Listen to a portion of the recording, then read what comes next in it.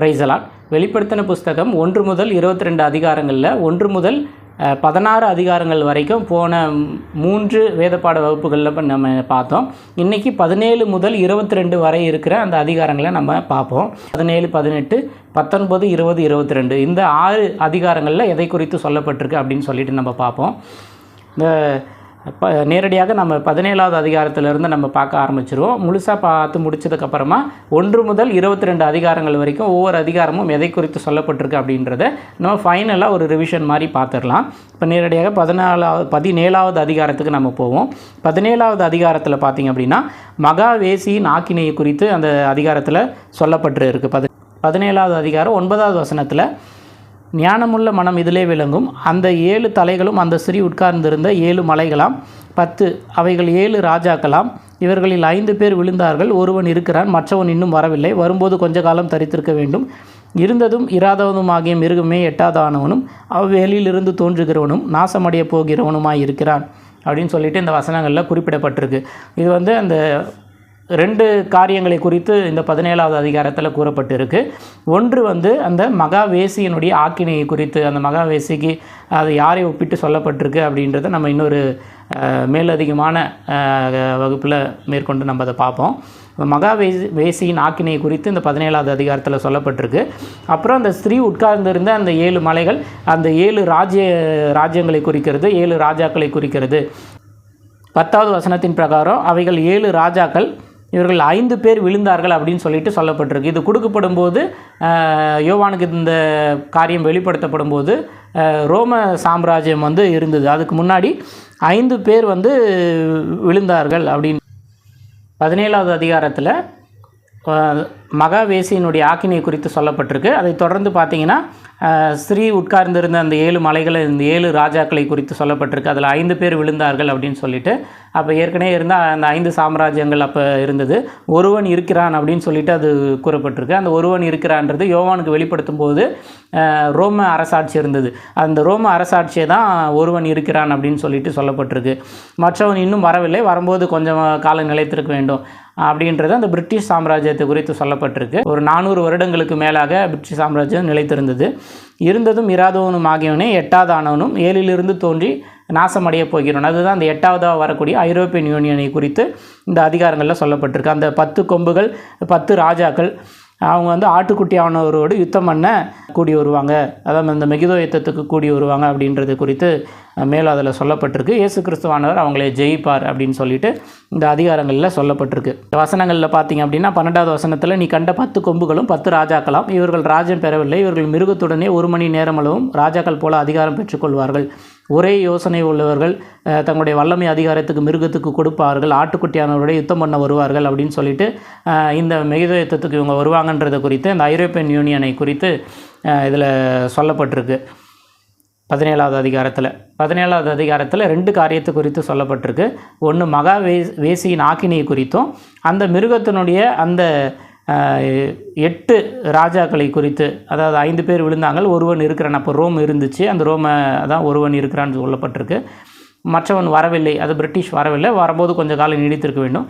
8வது 5லேருந்து தோன்றி நாசமடைய போகிறவன் அப்படின்றது குறித்து இந்த கடைசியாக வரப்போகிற அந்த ஐரோப்பியன் யூனியன் குறித்து இதில் 17வது அதிகாரத்தில் சொல்லப்பட்டிருக்கு.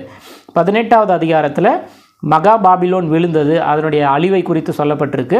அதுக்கப்புறம் அந்த 18வது அதிகாரம் 4வது வசனத்தில் பார்த்திங்க அப்படின்னா, என் ஜனங்களே நீங்கள் அவளுடைய பாவங்களுக்கு உடன்படாமலும் அவளுக்கு நேரிடும் வாதைகளில் அகப்படாமலும் இருக்கும்படி அவளை விட்டு வெளியே வாருங்கள் அப்படின்னு சொல்லிட்டு இதில் குறிப்பிடப்பட்டிருக்கு. 17வது அதிகாரம் மகாவேசியின் ஆக்கினையை குறித்து சொல்லப்பட்டிருக்கு. அதுக்கப்புறம் அந்த ஸ்ரீ உட்கார்ந்திருந்த 7 மலைகள்ன்றது 7 ராஜாக்கள் அப்படின்னு, அந்த 7 ராஜாக்கள் யார் யார் அப்படின்றத குறித்து அதில் சொல்லப்பட்டிருக்கு. 18வது அதிகாரத்தில் மகா பாபிலோன் விழுந்தது, மகா பாபிலோனுடைய அழிவை குறித்து சொல்லப்பட்டிருக்கு. அந்த அழிவில் நீங்கள் அகப்படாமல் இருக்கிறதுக்கு வெளியே வாங்க அப்படின்றத குறித்து இந்த 18வது அதிகாரத்தில் சொல்லப்பட்டிருக்கு. 19வது அதிகாரத்தில் பார்த்தீங்கன்னா 7வது வசனத்தில் ஆட்டுக்குட்டியானவருடைய கல்யாணம் வந்தது அப்படின்னு சொல்லிட்டு குறிப்பிடப்பட்டிருக்கு. இந்த ஆட்டுக்குட்டியானவருடைய கல்யாணம்ன்றது ரகசிய வருகையை குறிக்கக்கூடிய ஒரு சொல். இப்போ 7வது வசனம் ரகசிய வருகையை குறித்து அந்த வசனத்தில் சொல்லப்பட்டிருக்கு. அதுக்கப்புறம் 14வது வசனத்தில் பரலோக சேனை வெள்ளை குதிரை ப்ளஸ் எல்லாரும் பின் சென்றார்கள் அப்படின்னு சொல்லிட்டு சொல்லப்பட்டிருக்கு. எங்கே பின் சென்றாங்கன்னா பரலோகத்திலிருந்து அந்த மெகிதோ யுத்தத்துக்கு வராங்க. அந்த இரண்டாம் வருகையின் போது அந்த மெகிதோ யுத்தத்துக்கு வரக்கூடிய அந்த காரியத்தை தான் இந்த 14வது வசனத்தில் குறிப்பிடப்பட்டிருக்கு. 18வது வசனத்தில் சகல பறவைகளுக்கும் தேவன் கொடுக்கும் மகா விருந்துக்கு வரும்படியாக அழைப்பு விடுக்கப்படுகிறது. அதை குறித்து தான் அந்த மெகிதோ யுத்தத்தின் போது சகல பறவைகளுக்கும் விருந்து தேவன் கொடுக்கும் மகா விருந்து அப்படின்னு சொல்லிட்டு இந்த மெகிதோ யுத்தத்தில் இருக்கிறவர்களை மூலமாக அந்த விருந்தை குறித்து சொல்லப்பட்டிருக்கு. 19வது வசனத்தில் பார்த்திங்க அப்படின்னா மிருகமும் பூமியின் ராஜாக்களும் யுத்தம் பண்ணும்படி கூடி வருகிறதை குறித்து அந்த 19வது வசனத்தில் சொல்லப்பட்டிருக்கு. அப்புறம் 20வது வசனத்தில் பார்த்தீங்கன்னா மிருகம் ஆகிய அஞ்சு கிறிஸ்து மிருகம் பிடிக்கப்பட்டது அப்படின்னு சொல்லிட்டு தான் அஞ்சு கிறிஸ்து பிரிக்கப்பட்டதை குறித்தும் கள்ளத்தீர்க்கதரிசியும் பிரிக்கப்பட்டான் அப்படின்றத குறித்தும் அதில் வசனங்களில் சொல்லப்பட்டிருக்கு. அவங்க 2 பேருமே 20வது வசனத்தில் பார்த்தீங்கன்னா அது கடைசியில் 20வது வசனத்துடைய கடைசி பகுதியில் இருவரும் கந்தகம் எரிகிற அக்கினி கடலிலே உயிரோடே தள்ளப்பட்டார்கள் அப்படின்னு சொல்லிட்டு சொல்லப்பட்டிருக்கு. மற்றவங்க அந்த யுத்தத்தில் மற்றவங்க எல்லாருமே குதிரையின் மேல் ஏறினவருடைய வாயிலிருந்து புறப்படுகிற பட்டயத்தால் கொல்லப்பட்டார்கள். அவர்களுடைய மாம்சத்தினால் பறவைகள் யாவும் திருப்தி அடைந்தன. இதுதான் அந்த மெகிதோ யுத்தத்தில் நடக்கிறது. மெகிதோ யுத்தத்தில் அந்தி கிறிஸ்துவும் கள்ளத்தீர்க்கதரிசி பிடிக்கப்பட்டு நேரடியாக அக்கினி கடலில் என்ன பண்ணுவாங்க, தள்ளப்படுவாங்க. மற்ற எல்லாருமே அந்த குதிரையின் மேல் ஏறி இருக்கிறவருடைய வாயிலிருந்து புறப்பட்ட பட்டயத்தால் கொல்லப்படுவார்கள். அவருடைய மாம்சத்தினால் பறவைகள் யாவும் திருப்தி அடைந்தன. இதுதான் தேவன் கொடுக்கும் மகா விருந்து அப்படின்னு சொல்லிட்டு, இந்த பறவைகளுக்கு கொடுக்கும் மகா விருந்து அப்படின்னு சொல்லிட்டு இந்த அதிகாரங்களில் 19வது அதிகாரங்களில் இதை குறித்து சொல்லப்பட்டிருக்கு. அப்புறம் 20வது அதிகாரத்தில் எதை குறித்து சொல்லப்பட்டிருக்கு அப்படின்னா, ஒரு தூதன் இறங்கி சாத்தானை 1000 வருடங்கள் பாதாள சிறையில் அடைத்து முத்திரை போடுவான் அப்படின்னு சொல்லிட்டு சொல்லப்பட்டிருக்கு. அதைத் தொடர்ந்து பூமியில் 1000 வருஷம் அரசாட்சி நடைபெறும். அந்த 1000 வருஷம் அரசாட்சிக்கு அப்புறம் கொஞ்ச காலம் கழித்து சாத்தான் கொஞ்ச காலம் விடுதலையாகப்படுவான். அப்போ கோகையும் மாக்கோகையும் திரும்பவும் யுத்தத்துக்கு அழைப்பான். ஒரு யுத்தம் ஒன்று இருக்குது, அதுதான் மாக்கோகு யுத்தம் அப்படின்னு சொல்லிட்டு வேதத்தில் குறிப்பிடப்பட்டிருக்கு. 20வது அதிகாரம் 8வது வசனத்தில் அந்த மாக்கோகு யுத்தத்தை குறித்து சொல்லப்பட்டிருக்கு. வாசிக்கிறேன். பூமியின் 4 திசைகளும் உள்ள ஜாதியாகிய கோகையும் மாக்கோகையும் மோசம் போக்கும்படிக்கு அவர்களை யுத்தத்திற்கு கூட்டிக் கொள்ளும்படிக்கு புறப்படுவான். அவர்களுடைய தொகை கடற்கரை மணலெத்தனையாக இருக்கும். இவங்க எல்லாருமே கடைசி கொஞ்ச நாள் விடுதலை ஆகும்போது சாத்தான் அந்த மாக்கோகு யுத்தத்துக்கு எல்லாரையும் கூட்டுவான். அப்போது தேவனால் வானத்திலிருந்து அக்கினி இறங்கி அவர்களை பட்சித்து போடும் அப்படின்னு சொல்லிட்டு அந்த 1000 வருஷம் அரசாட்சிக்கு அப்புறம் நடக்க போகிற அந்த மாக்கோகு யுத்தத்தை குறித்து இங்கே சுருக்கமாக சில காரியங்கள் அதில் குறிப்பிடப்பட்டிருக்கு. அதைத் தொடர்ந்து பிசாசு அக்கினி கடலில் போடப்படுவான். மற்றவர்கள் அந்த தேவனுடைய வானத்திலிருந்து வரக்கூடிய அந்த அக்கினி பட்சித்து மற்றவங்கள்லாம் என்ன பண்ணிடுவாங்க, இறந்துருவாங்க. அதைத் தொடர்ந்து 11வது வசனத்தில் பார்த்திங்க அப்படின்னா வெள்ளை சிங்காசன நியாய தீர்ப்பு அதை குறித்து வேதத்தில் சொல்லப்பட்டிருக்கு. மரணமும் பாதாளமும் சமுத்திரமும் தங்களில் உள்ள மரித்தோரை ஒப்புவித்தது அப்படின்னு சொல்லிட்டு இந்த வசனங்களில் கூறப்பட்டிருக்கும். அடுத்து 21வது அதிகாரம். 21வது அதிகாரத்தில் பார்த்திங்க அப்படின்னா புதிய வானம் புதிய பூமி மற்றும் புதிய எருசலேம் நகரம் அது பரலோகத்திலிருந்து இறங்கி வர கண்டேன். அதுக்கு 12 வாசல்கள் இருந்தது. 12 வாசல்கள் இருக்கும். அது சதுரமாக இருக்கும். அப்போஸ்தலருடைய பெயர்கள்லாம் அதில் என்ன பண்ணியிருக்கோம், எழுதப்பட்டிருக்கோம் அப்படின்னு சொல்லிட்டு அதனுடைய காரியங்கள் இதில் சொல்லப்பட்டிருக்கு. ஜீவ புஸ்தகத்தில் பேர் எழுதியிருக்கிறவங்க மட்டும்தான் அந்த நகரத்துக்குள்ளே பிரவேசிப்பாங்க அப்படின்றது அந்த நகரத்தை குறித்து, இந்த புதிய வானம் புதிய பூமியை குறித்தும் அந்த பரலோகத்திலிருந்து இறங்கி வரக்கூடிய அந்த பரிசுத்த நகரத்தை குறித்தும் இந்த 21வது அதிகாரத்தில் சொல்லப்பட்டிருக்கு. அடுத்ததாக 22வது அதிகாரத்தில் எதை குறித்து சொல்லப்பட்டிருக்கு அப்படின்னா, ஜீவ தண்ணீரில் உள்ள ஒரு சுத்தமான நதி இருக்கும். 12 விதமான கனிகளை தரக்கூடிய மரங்கள் இருபுறமும் இருக்கும் அப்படின்னு சொல்லிட்டு அந்த வசனங்களில் குறிப்பிடப்பட்டிருக்கு. இதுக்கு மேலே ஒரு சாபமும் இராது. தேவனுடைய ஆட்டுக்குட்டியானவரே 22வது அதிகாரம் 2வது வசனம், நகரத்து வீதியின் மத்தியிலும் நதியின் இரு கரையிலும் 12 விதமான கனிகளை தரும் ஜீவ விருட்சம் இருந்தது. அது மாதந்தோறும் தன் கனியை கொடுக்கும். அந்த விருட்சத்தின் இலைகள் ஜனங்கள் ஆரோக்கியம் அடைவதற்கு ஏதுவானவைகள் அப்படின்னு சொல்லிட்டு அந்த ஜீவ நதியை குறித்தும் அந்த 12 விதமான ஜீவ கனிகளை தரக்கூடிய அந்த மரங்களை குறித்து சொல்லப்பட்டிருக்கு. அடுத்ததாக இந்த பைபிள் முடியும் போது உள்ள அந்த எச்சரிப்பின் வசனங்கள் இதில் கூறப்பட்டு இருக்குது. இந்த 11வது வசனத்தில் அநியாயம் செய்கிறவன் இன்னும் அநியாயம் செய்யட்டும், அசுத்தமாக இருக்கிறவன் இன்னும் அசுத்தமாக இருக்கட்டும், நீதி உள்ளவன் இன்னும் நீதி செய்யட்டும், பரிசுத்தம் உள்ளவன் பரிசுத்தமாகட்டும். 12வது வசனம், இதோ சீக்கிரமாய் வருகிறேன், அவனவனுடைய கிரியைகளின்படி அவனுக்கு நான் அளிக்கும் பலன் என்னோடய கூட வருகிறது அப்படின்னு சொல்லிட்டு அந்த எச்சரிப்பு காரியங்களை கூறப்பட்டு இருக்குது. தொடர்ந்து அந்த வசனங்கள் எல்லாம் பார்த்திங்கன்னா அதில் 16வது வசனத்தில் வந்து பார்த்திங்கன்னா, சபைகளில் இவைகளை உங்களுக்கு சாட்சியாக அறிவிக்கும்படிக்கு இயேசுவாகிய நான் என் தூதனை அனுப்பினேன். நான் தாவீதின் வேரும் சந்ததியும் பிரகாசமும் விடிவெள்ளியின் நட்சத்திரமாய் இருக்கிறேன் அப்படின்னு சொல்லிட்டு அந்த வசனம் முடியுது. சபைகளில் இந்த காரியங்கள் எல்லாத்தையும் குறித்து சாட்சியாய் அறிவிக்கும்படிக்கு இது நம்மளுக்கு கொடுக்கப்பட்டிருக்கு அப்படின்னு சொல்லிட்டு இந்த வேதாகமும் இந்த வெளிப்படுத்தின காரியங்களும் கொடுக்கப்பட்டிருக்கு அப்படின்னு சொல்லிட்டு இந்த 16வது வசனத்தில் கூறப்பட்டிருக்கு. 20-21 இவைகளை சாட்சியாக அறிவிக்கிறவர் மெய்யாகவே நான் சீக்கிரமாய் வருகிறேன் என்றார். ஆமேன், கர்த்தராகிய இயேசுவே வாரும் அப்படின்னு சொல்லிட்டு சொல்லப்பட்டிருக்கு. கடைசி வசனமாகிய நம்முடைய கர்த்தராகிய இயேசு கிறிஸ்துவின் கிருபை உங்கள் அனைவரோடு கூட இருப்பதாக ஆமேன்னு சொல்லிட்டு இப்படியாக இந்த வெளிப்படுத்தினல் புத்தகமும் முடியுது. வேதாகமும் இந்த 22-21வது வசனத்தோட வேதாகமும் முடியுது. இப்போ நம்ம தொடர்ந்து 1 முதல் 22 அதிகாரங்கள் வரைக்கும் எதை குறித்து சொல்லப்பட்டிருக்கு அப்படின்னு சொல்லிட்டு டோட்டலாக ஒரு முறை தொடர்ந்து வரிசையாய் 1 முதல் 22 அதிகாரங்கள் வரைக்கும் தொடர்ந்து எதை குறித்து சொல்லப்பட்டிருக்கு அப்படின்னு சொல்லிட்டு நம்ம வரிசையாக ஒரு முறை பார்த்துட்டா உங்களுக்கு பிரயோஜனமாக இருக்கும் அப்படின்னு சொல்லிட்டு நம்புகிறேன். வெளிப்படுத்தல் முதல் அதிகாரத்தில் பார்த்திங்க அப்படின்னா, ஆசியாவில் உள்ள 7 சபைகளுக்கு சொல்கிறதாவது அப்படின்னு சொல்லிட்டு அந்த 7 பொன் குத்துவிளக்குகள் 7 நட்சத்திரத்தை குறித்தும், அந்த 7 பொன் குத்துவிளக்குகள் 7 சபையையும் அந்த நட்சத்திரங்கள் 7 சபையின் தூதனையும் குறிக்கிற மாதிரி இந்த 1வது அதிகாரத்தில் சொல்லப்பட்டிருக்கு. 2வது அதிகாரத்தில் பார்த்திங்க அப்படின்னா 7 சபைகளில் முதல் 4 சபையை குறித்து சொல்லப்பட்டிருக்கு. 3வது அதிகாரத்தில் மீதமுள்ள மற்ற 3 சபைகளை குறித்து அதனுடைய நிறை குறைகள் குறித்து சொல்லப்பட்டிருக்கு. 4வது அதிகாரத்தில் பார்த்திங்க அப்படின்னா சிங்காசனம், 24 மூப்பர்கள், 4 ஜீவன்கள் இதை குறித்து சொல்லப்பட்டிருக்கு. 5வது அதிகாரத்தில் பார்த்திங்கன்னா வலது கையில் ஒரு புஸ்தகம், முத்திரிக்கப்பட்ட ஒரு புஸ்தகம் இருந்தது. அதை யார் வாசிக்க முடியும்? ஆட்டுக்குட்டியானவருக்கு மட்டும்தான் அதை வாசிக்க முடியும் அப்படின்றது குறித்த காரியங்கள் அதில் சொல்லப்பட்டிருக்கு. ஆட்டுக்குட்டியானவர் வந்து இயேசு கிறிஸ்துவை குறிக்கிறது. அவருக்கு 7 கொம்புகளும் 7 கண்கள் இருந்தது. அந்த 7 கண்கள் பூமி எங்கும் அனுப்பப்படுகிற தேவனுடைய 7 ஆவிகள் அப்படின்னு சொல்லிட்டு இந்த 5வது அதிகாரத்தில் அந்த புஸ்தகத்தை குறித்து சொல்லப்பட்டிருக்கும். புஸ்தகமும் அது முத்திரிக்கப்பட்ட முத்திரை போடப்பட்டிருக்கு அப்படின்றது குறித்து சொல்லப்பட்டிருக்கும். 6வது அதிகாரத்தில் அந்த ஒவ்வொரு முத்திரைகள் உடைக்கப்படுவதை குறித்து சொல்லப்படும். 1 முதல் 6 முத்திரைகள் உடைக்கப்படுவதை குறித்து இந்த 6ஆம் அதிகாரத்தில் சொல்லப்பட்டிருக்கு. 7வது இந்த 6வது அதிகாரத்தில் சொல்லப்பட்டதில் 3 முத்திரைகள் 3 முத்திரைகளின் காலம் இது வரைக்கும் நம்ம கடந்துகிட்ருக்கு. இதுக்கு மேலே நம்ம ஃபேஸ் பண்ண போகிறது வந்து 4வது முத்திரையின் காலம். அந்த 4வது முத்திரையின் காலத்தில் தான் நம்ம இதுக்கு மேலே நம்ம ஃபேஸ் பண்ண போகிறோம். அந்த 4வது முத்திரையின் காலம் நடக்கும்போது அதனுடைய பாதியிலையோ அதனுடைய இறுதியிலையோ ரகசிய வருகை இருக்கும் அப்படின்னு சொல்லிட்டு நம்ம கெஸ் பண்ணலாம். அப்போ அந்த டைமில் பூமியின் 1/4 பங்கு ஜனங்கள் இறந்து போயிடுவாங்க. அதாவது 4வது முத்திரை நடக்கும்போது பூமியின் 1/4 பங்கு ஜனங்கள் வந்து என்ன பண்ணிவிடுவாங்க? இறந்துடுவாங்க. தொடர்ந்து 5வது 6வது முத்திரைகளை குறித்து சொல்லப்பட்டிருக்கு. 7வது அதிகாரத்தில் பார்த்திங்க அப்படின்னா 1,44,000 பேர் ரெடியாக இருக்கிறது குறித்தும், திரள் கூட்டான ஜனங்கள் வந்து ஒருவரும் எண்ணக்கூடாத திரள் கூட்டமான ஜனங்கள் இருக்கிறதை குறித்தும் அந்த 7வது அதிகாரத்தில் சொல்லப்பட்டிருக்கும்.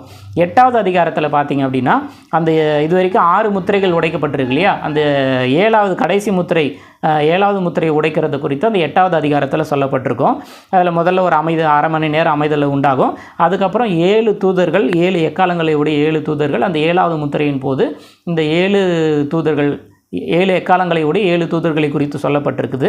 அந்த 8வது அதிகாரத்தில் முதல் 4 எக்காலங்கள் ஊதப்படும் போது என்ன நடக்குது அப்படின்றது குறித்து சொல்லப்பட்டிருக்கு. இதுக்கு மேலே உள்ள இனி மற்ற 3 எக்காலங்கள் ஊடப்படும் போது ஐயோ அப்படின்னு சொல்லிட்டு சொல்லப்பட்டிருக்கு. 9வது அதிகாரத்தில் பார்த்திங்க அப்படின்னா 8வது அதிகாரத்தில் 7 எக்காலங்களில் 7வது முத்திரையோட 7 எக்காலங்களில் 4 எக்காலங்கள் ஊதப்படும் போது என்ன நடக்குதுன்னு சொல்லப்பட்டிருக்கும். 9வது அதிகாரத்தில் 5வது எக்காலமும் 6வது எக்காலமும் ஊதப்படும் போது என்ன நடக்கும் அப்படின்னு சொல்லிட்டு இதில் சொல்லப்பட்டிருக்கும். அதில் தான் சாவை தேடியும் காணாதிருப்பார்கள், அந்த வெட்டுக்கிளி தேலுக்குப்பான வல்லமையால் அது கொட்டும், தேலு கொட்டுற போது வலிக்கிற மாதிரி இருக்கும் அப்படின்ற மாதிரி காரியங்கள் சொல்லப்பட்டது இல்லையா. அதுதான் அந்த டைமில் வந்து சாவை தேடியும் காணாதிருப்பார்கள் அப்படின்னு சொல்லிட்டு இதில் சொல்லப்பட்டிருக்கும். அப்புறம் 10வது அதிகாரத்தில் 7வது எக்காலம் ஊதப்படும் போது தேவனுடைய ரகசியம் வெளிப்படும் அப்படின்னு சொல்லிட்டு இதில் குறிப்பிடப்பட்டிருக்கும். இதில் பார்த்திங்க அப்படின்னா இந்த 10 வரைக்குமே 1, 2, 3 வந்து அந்த சபை குறித்த காரியங்கள், 4ல் சிங்காசனம், 24 மூப்பர்கள், 4 ஜீவன்களை குறித்த காரியங்கள், 5ல் வந்து ஒரு முத்திரிக்கப்பட்ட புஸ்தகம் இருக்குது அதை குறித்த காரியங்கள், 6ல் 6வது அதிகாரத்தில் அந்த முத்திரையில் 6 முத்திரைகளில் ஒவ்வொரு முத்திரையாக நடக்கும்போது என்ன நடக்குன்றதை பற்றி சொல்லப்பட்டிருக்கு. 7ல் அந்த 1,44,000 பேர் போட்டுட்டு உபத்திரவ காலத்திலிருந்து ஒரு கூட்ட ஜனங்கள், எண்ணக்கூடாத திரளான ஒரு கூட்ட ஜனங்கள் மீட்கப்படுவதை குறித்து சொல்லப்பட்டிருக்கு. 8வது அதிகாரத்தில் 7வது முத்திரையை உடைக்கிறது குறித்தும் அந்த 7வது முத்திரையின் மூலமாக 7 எக்காலம் உள்ள 7 தூதர்கள் ஒவ்வொரு தூதர்களும் எக்காலம் ஊதும்போது என்ன நடக்கும் அப்படின்றத குறித்து முதல் 4 எக்காலங்களை குறித்து அந்த 8ஆம் அதிகாரத்தில் சொல்லப்பட்டிருக்கும். 9ஆம் அதிகாரத்தில் 5வது எக்காலமும் 6வது எக்காலத்தை குறித்து அது நடக்கும்போது என்ன நடக்கும்ன்றது சொல்லப்பட்டிருக்கு. 10வது அதிகாரத்தில் 7வது எக்காலம் ஊதப்படும்போது தேவனுடைய ரகசியம் வெளிப்படும் அப்படின்றதோடு அது 10வது அதிகாரம் முடிஞ்சிடும். 11வது அதிகாரத்தில் பார்த்திங்க அப்படின்னா அது புறஜாதியார் வந்து அந்த 40 கடைசி 3 வருஷம் வந்து புறஜாதியார் எருசலேம் அந்த நகரத்தை மிதிப்பாங்க, பரிசுத்த ஸ்தலத்தை மிதிப்பாங்கன்றது குறித்தும் 2 சாட்சிகளை குறித்தும் அந்த 2 சாட்சிகளும் 3 வருஷம் வந்து தேவனுடைய சாட்சிகளை சொல்லி முடிச்சிருப்பாங்க அப்படின்றது குறித்து சொல்லப்பட்டிருக்கும். அப்புறம் இந்த 7வது எக்காலம் 5வது எக்காலம் 6வது எக்காலம் 9வது அதிகாரத்தில் ஊதுவதாக சொல்லப்படுது இல்லையா. 10வது அதிகாரத்தில் 7வது எக்காலம் ஊதும்போது ரகசிய வெளிப்படும் மட்டும்தான் சொல்லியிருக்கோம். 11வது அதிகாரத்தில் அந்த 7வது எக்காலம் ஊதப்படும் போது உலக ராஜ்யங்கள் தேவனுக்குரியதாய் கர்த்தருக்குரியதாய் மாறிடுச்சு அப்படின்னு சொல்லிட்டு இந்த 11வது அதிகாரத்தில் சொல்லப்பட்டிருக்கோம். மேற்கொண்டு 12வது அதிகாரத்தில் எதை குறித்து சொல்லப்பட்டிருக்கோம் அப்படின்னு பார்த்தீங்க அப்படின்னா 12வது அதிகாரத்தில் ஒரு ஸ்திரீ வந்து சூரியனை அணிந்திருந்தால் 12 நட்சத்திரம் இருந்தது. அந்த இஸ்ரவேலுக்கு ஒப்புமையாக அது சொல்லப்பட்டிருக்கும். அந்த 7 தலை 10 கொம்பு இது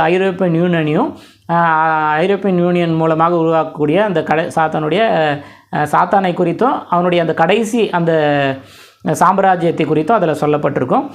இந்த 12வது அதிகாரத்தில் அந்த கடைசி 3 வருஷம் வனாந்தரத்துக்கு ஸ்ரீ ஓடி போகிறது, அங்கே அவங்களுக்கு இடம் ஆயத்தம் பண்ணப்படுறது குறித்து அந்த 12வது அதிகாரம் 11வது வசனத்தில் மரணம் நேரிடுகிறதா இருந்தாலும் தங்கள் உயிரை இரத்த சாட்சிகளாக மறிக்கிற அந்த காரியத்தை குறித்து சொல்லப்பட்டிருக்கும். 12வது வசனத்தில் பிசாசு கொஞ்ச காலம் இருக்கிறதுன்ட்டு உக்கிரமாக இறங்குறது குறித்து சொல்லப்பட்டிருக்கும்.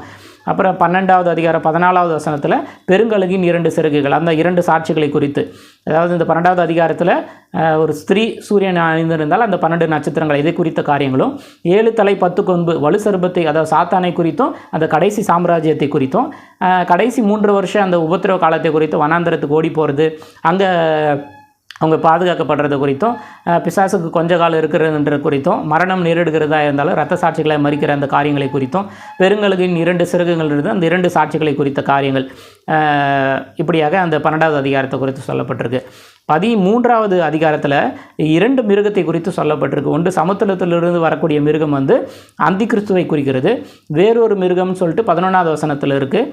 அது வந்து பூமியிலிருந்து ஏறக்கூடிய வேறொரு மிருகம், அது ஆட்டுக்குட்டியை கொப்பாக பேச்சு வந்து வலு சர்பத்தை போல் இருந்தது. அது வந்து கள்ளத்தீர்க்கதரிசியை குறிக்கக்கூடியதாக இருக்கிறது. 14வது அதிகாரத்தில் எதை குறித்து சொல்லப்பட்டிருக்கு அப்படின்னா சீயோன் மலையில் 1,44,000 பேர் இருப்பாங்க, அதை குறித்து போட்டிருக்கு. அப்புறம் முத்திரையை தரித்து போகிறவர்களுக்கு வந்து அக்கினியும் கந்தகமான வாதிப்பு இருக்குது அப்படின்னு சொல்லிட்டு தூதனுடைய எச்சரிப்பு இருக்குது. 13வது வசனத்தில் இது முதல் கர்த்தருக்குள் மரிக்கிறவர்கள் பாக்கியவான்கள் அப்படின்னு சொல்லிட்டு சொல்லப்பட்டிருக்கு. அதுலேயும் அநேக கீழ்ப்படியாமல் முத்திரையை தரித்து இருக்கிறவங்களுக்கான ஒரு அழிவை குறித்து மேலே உள்ள வசனங்களில் சொல்லப்பட்டிருக்கு. இப்போ 15வது அதிகாரத்தில் பார்த்திங்கன்னா கடைசி 7 வாதைகளை உடைய 7 தூதர்கள் தேவனுடைய கோபாக்கினையினுடைய 7 கோபாக்கினை பொற்கலசங்களை கொடுக்கறது வரைக்கும் அந்த 15வது அதிகாரத்தில் சொல்லப்பட்டிருக்கும். அப்புறம் மோசையின் பாட்டை ஆட்டுக்குட்டியானவருடைய பாட்டை பாடினார்கள், அதாவது ஜெயங்கொண்டவர்கள் 15வது அதிகாரம் 2வது வசனத்தில் ஜெயங்கொண்டவர்கள் கண்ணாடி கடல் அருகே நிற்பாங்க அப்படின்னு சொல்லிட்டு 15வது அதிகாரம் 2வது வசனத்தில் சொல்லப்பட்டிருக்கு.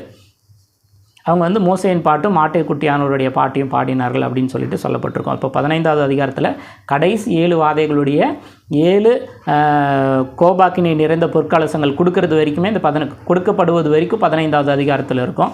அந்த ஒவ்வொரு பொற்கலசங்கள் ஊற்றப்படும் போது என்ன நடக்கும் அப்படின்றது 16வது அதிகாரத்தில் சொல்லப்பட்டிருக்கும்.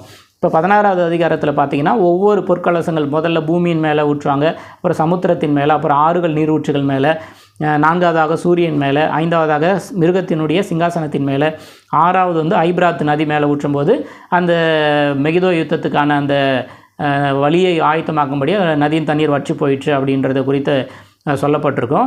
16வது வசனத்தில் 16வது அதிகாரம் 16வது வசனத்தில் அந்த அர்மெகிதான் என்ற பேரை வந்து அந்த இடத்தோட பேரை குறிப்பிடப்பட்டிருக்கும். 7வது கலசத்தை ஊற்றும்போது அது ஆகாயத்தில் ஊற்றும்போது ஆயிற்று என்ற ஒரு பெரும் சத்தம், பூமி அதிர்ச்சி, தீவுகள் அகன்று போதல், கல்மலை, இந்த வாதைகள் இதெல்லாம் அந்த வாதைகளை குறித்து சொல்லப்பட்டிருக்கு. அந்த வாதைகள் மகா கொடியது அப்படின்னு சொல்லிட்டு இந்த 16வது அதிகாரம் வரைக்கும் சொல்லப்பட்டிருக்கு. 17வது அதிகாரத்தில் மகா வேசியின் ஆக்கினியை குறித்து சொல்லப்பட்டிருக்கும். அப்புறம் அந்த 7 ராஜாக்கள் யார் அப்படின்ட்டு 5 பேர் விழுந்தார்கள், இதுக்கு முன்னாடி இருந்த அந்த 5 அரசாங்கத்தை பற்றியும், ஒருவன் இருக்கிறான் அப்போ ரோம் இருந்துச்சு இல்லையா, அந்த ரோம் பற்றியும், அதுக்கப்புறம் மற்றவன் இன்னும் வரப்போகிற அந்த பிரிட்டிஷை குறித்தும், அப்புறம் கடைசியாக 7லிருந்து தோன்றி நாசம் அடைய போகிறோம் ஐரோப்பியன் யூனியனை குறித்தும், இந்த கடைசி அந்த ராஜ்யங்களை குறித்து சொல்லப்பட்டிருக்கும். அந்த 10 கொம்புன்றது அந்த ஐரோப்பியன் யூனியனை குறித்து சொல்லப்பட்டிருக்கும். அவங்க வந்து ஆட்டுக்குட்டியானவரோட யுத்தத்துக்கு வருவாங்க அப்படின்னு சொல்லிட்டு, அதான் அந்த மெகிதோ யுத்தத்துக்கு வருவாங்க இல்லையா, அதை குறித்து தான் அதில் சொல்லப்பட்டிருக்கு. 17 அதை குறித்து சொல்லப்பட்டிருக்கு.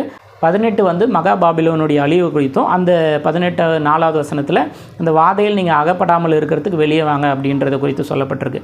19வது அதிகாரத்தில் ஆட்டுக்குட்டியானுடைய கல்யாணம், அதை ரகசிய வருகை, அந்த மெகிதோ யுத்தத்துக்கு இங்கே பூமிக்கு வர்றது குறித்து, அதாவது 19ல் 4வது வசனம், பரலோக சேனை வெள்ளை குதிரை எல்லாரும் பின் சென்றார்கள். எங்கேருந்து பின் சென்றார்கள்னா அங்கேருந்து இங்கே வராங்க, யுத்தத்துக்கு வராங்க, அந்த மெகிதோ யுத்தத்துக்கு வர்றது குறித்து சொல்லப்பட்டிருக்கு.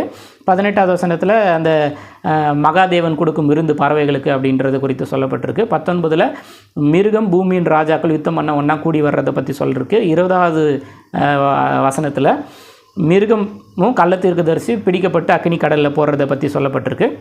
21வது வசனத்தில் மற்றவர்கள் எல்லாமும்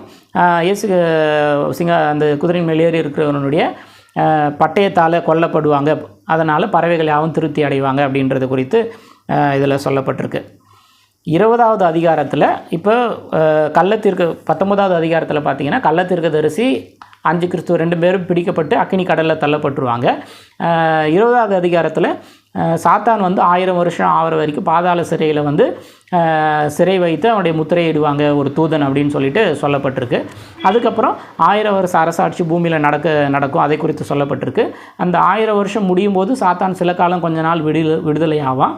அப்போ அந்த கோகையும் மாக்கோகையும் யுத்தத்துக்கு கூட்டி சேர்ப்பான் அப்படின்ற மாதிரி. அப்போ அந்த யுத்தத்தில் பிசாசு நேரடியாக அக்கினி கடலில் தள்ளப்படுறதும், மற்றவங்க வானத்திலிருந்து அக்கினி இறக்கி அந்த அக்கினி அவங்கள பட்சித்து போடும் அப்படின்றத குறித்து சொல்லப்பட்டிருக்கு. மாக்கோகு யுத்தம், அதை தொடர்ந்து இறுதி வெள்ளை சிங்காசன நியாய தீர்ப்பு 11வது வசனத்தில் அந்த வெள்ளை சிங்காசன நியாய தீர்ப்பை தொடங்கும், அதை குறித்து சொல்லப்பட்டிருக்கு. அப்புறம் 21வது அதிகாரத்தில் புதிய வானம் புதிய பூமி புதிய எருசலேம் நகரத்தை குறித்து, அது 12 வாசல்கள், அப்போஸ்தலருடைய பேர்கள், அவருடைய மதில், அதோடைய உயரம், அது எப்படி இருக்கும், என்னென்ன ரத்தின கற்களால் அதெல்லாம் இருக்கும் அப்படின்னு சொல்லிட்டு அதை குறித்து சொல்லப்பட்டிருக்கு. 22வது அதிகாரத்தில் ஜீவ தண்ணீர் உள்ள அந்த சுத்தமான நதியை குறித்து 12 விதமான கனி தரக்கூடிய அந்த ஜீவ விருட்ச கனிகளை குறித்து சொல்லப்பட்டிருக்கும். அப்புறம் எச்சரிப்பின் வசனங்களோட அந்த அதிகாரங்கள் வந்து முடிவடையதை நம்ம பார்க்குறோம். இதோ சீக்கிரமாய் வருகிறேன்னு சொல்லிட்டு எச்சரிப்பின் வசனங்களோட இந்த 22வது அதிகாரம் முடிவடையும். இப்போ ஓரளவுக்கு உங்களுக்கு 1 முதல் 22 அதிகாரங்கள் ஓரளவுக்கு புரிந்து கொள்ளும்படியாக இருக்கும் அப்படின்னு சொல்லிட்டு நான் நம்புகிறேன். முன்கூட்டியே நம்ம சொன்ன மாதிரி இது ஒன்றும் இது வரைக்கும் உங்களுக்கு தெரியாத புதிய விஷயங்களை எடுத்து சொல்லலை. இதில் பேசிக்கான விஷயங்கள் கூட புரிஞ்சிக்க முடியாமல் இருக்கிற நபர்களுக்காக தான் இது வந்து நம்ம அந்த பேசிக்கான விஷயங்கள் புரிந்து கொள்ளும்படியாக தான் இந்த வேத பாடம் வந்து 4 பிரிவுகளாக எடுக்கப்பட்டது. 1 முதல் 5 வரைக்கும் உள்ளதை முதல் பகுதியிலையும், 6 முதல் 11 வரைக்கும் உள்ள அதிகாரங்களை 2வது பாகத்திலையும், 12 முதல் 16 வரைக்கும் உள்ள பகுதிகளை 3வது பகுதியிலையும், இப்போ இந்த கடைசி பாகத்தில் 17 முதல் 22 முறை அதிகாரங்கள் வரைக்கும் இருக்கிறத இந்த கடைசி 4 பாகங்களாக இது பிரிக்கப்பட்டிருக்கு. 4 பார்க்கும்போது உங்களுக்கு புரியும். மொத்தமாகவும் இப்போ இந்த கடைசியாக 1 முதல் 22 வரைக்கும் ஒவ்வொரு அதிகாரங்களும் எதை குறித்து சொல்லப்பட்டிருக்கு அப்படின்னு சொல்லிட்டு இதில் நம்ம குறிப்பிடப்பட்டிருக்கு. இதில் பார்த்திங்கன்னா 1 முதல் அந்த 10 வரைக்கும் உள்ளது தொடர்ச்சியாக நடக்கிற காரியங்கள் மாதிரி இருக்கும். அதற்கு மேலே உள்ளது இந்த 11 முதல் பார்த்திங்க அப்படின்னா அங்கங்கே இன்செர்ட் பண்ணுற மாதிரி அங்கங்கே இடையில நடக்கக்கூடிய விஷயங்கள், அதாவது இந்த உபத்திரவ காலத்துலேயும் உபத்திரவ காலத்துக்கு அப்புறமும் அந்த மெகிதோ யுத்தத்தில் நடக்கிறதும் 2ஆம் வருகைக்கு முன்னாடி நடக்கக்கூடிய விஷயங்கள் எல்லாமே இதில் மென்ஷன் ஆகிருக்கும். கடைசி அந்த 20, 21, 22 அதிகாரங்கள் அதோட அப்படியே தொடர்ச்சியாக அந்த 10லேருந்து அப்படியே தொடர்ச்சியாக கடைசியாக நடக்க போகிற அந்த காரியங்களை குறித்து அந்த அப்படியே 20, 21, 22 முடியும். அதுக்கு இடைப்பட்டதில் 10லேருந்து கிட்டத்தட்ட ஒரு 11லேருந்து 19 வரைக்கும் பார்த்திங்க அப்படின்னா இந்த 2ஆம் வருகைக்கு முன்பாகவும் உபத்திரவ காலத்திலிருந்து 2ஆம் வருகை வரைக்கும் நடக்க போகிற காரியங்களை ஒவ்வொரு காரியங்களாக இதில் மாறி மாறி இந்த 11 முதல் 19 அதிகாரங்களில் கூறப்பட்டிருக்கும். 20, 21, 22 அதை தொடர்ந்து நடக்கக்கூடிய தொடர்ந்து உள்ள விஷயங்களாக 1000 வருஷ அரசாட்சி, புதிய வானம் புதிய பூமி, இந்த நித்தியம், இப்படி இது குறித்து அப்படி தொடர்ச்சியாக இதில் கூறப்பட்டிருக்கும். இது உங்களுக்கு பிரயோஜனமாக இருக்கும் அப்படின்னு சொல்லிட்டு நான் கர்த்தருக்குள்ளே விசுவாசிக்கிறேன். இந்த வெளிப்படுத்தின விசேஷ புஸ்தகத்தை நீங்கள் வாசிக்கும் போது, அதை புரிந்து கொண்டு வாசிக்கும் போதும் இன்னும் கிறிஸ்துவுக்குள்ளே உங்களுக்கு வைராக்கியம் அதிகமாகும். கிறிஸ்துவுக்குள்ளே நீங்கள் வைராக்கியமாய் நிலைத்திருப்பதற்கு, பாதை தடுமாறாமல் இருப்பதற்கு, கிறிஸ்துவுக்குள் வைராக்கியமான ஒரு ஜீவியம் வாழ்வதற்கு இந்த வெளிப்படுத்தின புஸ்தகத்தை வாசிப்பது உங்களுக்கு மிக பயனுள்ளதாக இருக்கும். அடுத்தடுத்து நடக்க இருக்கிற உலகத்தின் காரியங்களை நீங்கள் புரிந்து கொள்வதற்கும், உங்களுடைய வாழ்க்கையை நீங்கள் நெறிப்படுத்துவதற்கும், சீரான ஒரு வாழ்க்கை வாழ்வதற்கும் இந்த வேதாகமும் இந்த வெளிப்படுத்தின புஸ்தகம் வாசிக்கிறதோ இதை புரிந்து கொள்வதோ உங்களுக்கு பயனுள்ளதாக இருக்கும் அப்படின்னு நான் கர்த்தருக்குள்ளே விசுவாசிக்கிறேன். உங்களுக்கு பிரயோஜனமாக இருந்துச்சு அப்படின்னா இது மற்றவர்களுக்கும் என்ன பண்ணுங்கள், ஷேர் பண்ணுங்கள். கர்த்தர் தாமே உடைய ஆவிக்குரிய வாழ்க்கையில் நீங்கள் பரலோக ராஜ்யத்தை சுதந்திரித்துக் கொள்வதற்கும், ஆவிக்குரிய வாழ்க்கையில் நீங்கள் சீர்பட்டு மேன்மேலும் வளருவதற்கு தேவன் தாமே உங்களுக்கு கிருபை செய்வார் என்று நான் தேவனுக்குள்ளே விசுவாசிக்கிறேன். கர்த்தர் உங்களை ஆசீர்வதிப்பாராக.